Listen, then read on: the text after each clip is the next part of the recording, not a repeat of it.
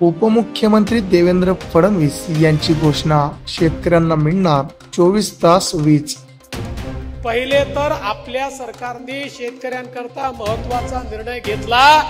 आता आम्ही तुमचं विजेचं बिलच माफ केलेलं आहे। कोणत्याही शेतकऱ्याला विजेचं बिल भरावं लागणार नाही। आणि सोबत दुसरं काय केलंय?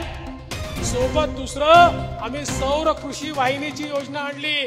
महाराष्ट्रातल्या शेतकऱ्यांना 16,000 मेगावॅट वीज लागते, त्यापैकी 12,000 मेगावॅटचं त्या ठिकाणी आम्ही हरित ऊर्जीकरण किंवा सोलर मध्ये कन्व्हर्शन सुरू केलंय, जे 1.5 वर्षात पूर्ण होणार आहे।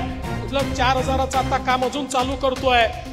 2 वर्षानंतर शेतकऱ्यांच्या शेतात जाणारा विजेचा युनिट हा सोलरचा असणार आहे। त्यामुळे शेतकऱ्यांना 365 दिवस दिवसा वीज आम्ही देऊ, त्यांना रात्रीच्या विजेची आवश्यकता पडणार नाही। म्हणजे विजेचं बिलही नाही आणि 24 तास तुम्हाला वीज त्या ठिकाणी देण्याचं काम आपलं महायुतीचं सरकार या ठिकाणी करताय। आमच्या चॅनलला लाईक करा, सबस्क्राईब करा, बेल आयकॉनवर क्लिक करा आणि हो शेअर करायला विसरू नका।